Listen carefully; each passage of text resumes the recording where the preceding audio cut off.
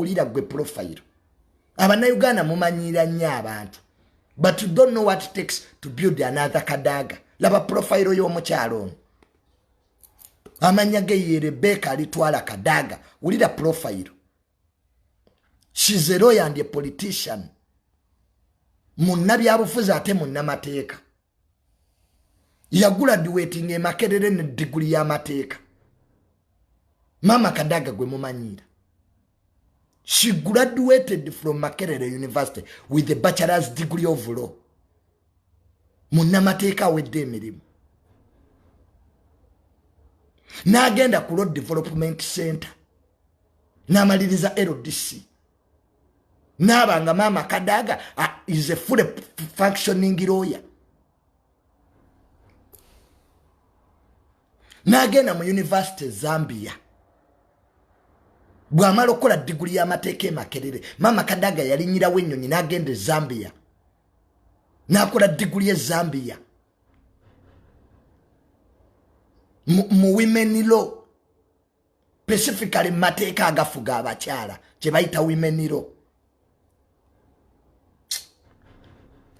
Nkumba University n'emwongera degree endala. Olw'emirimu gy'akoledde eggwanga.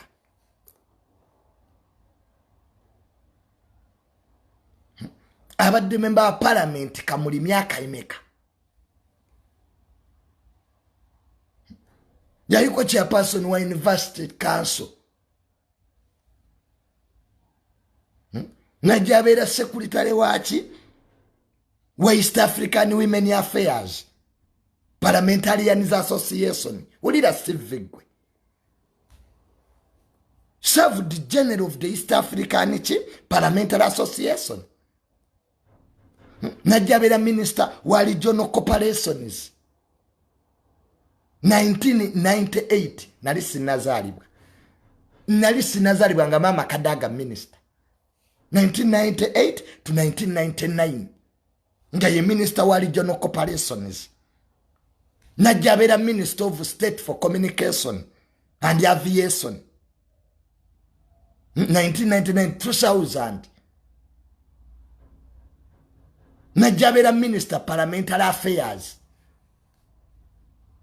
Owulira Sivigwe.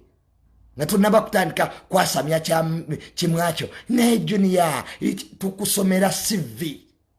Tegere gwe mumanyira. 2011 nalondebwa nga deputy speaker wa parliament.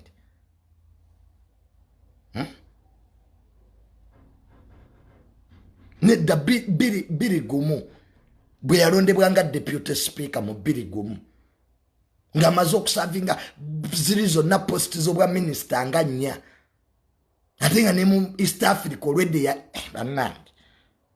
Kati mu biri gumu ne bamulonda nga deputy speaker.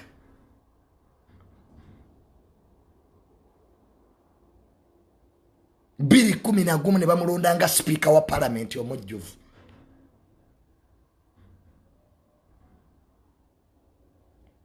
Biri 16 ne bamwongera ne bamulonda kati ye first deputy prime minister.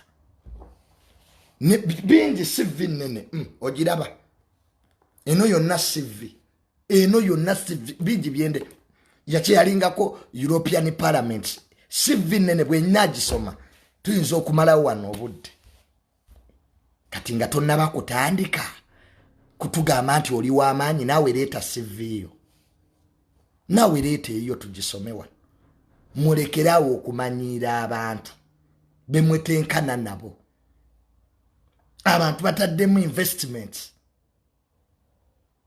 Do you know how Uganda has built Kadaga? Uganda enzofunayo Mama Kadaga omulala. Bannaye muyiga okuwa respect y'abantu. Ebyo mala okusoma mu bu institution bwammwe. Ebitabo byogatta bigatte. People have books. People have served. People need respect. Where are due?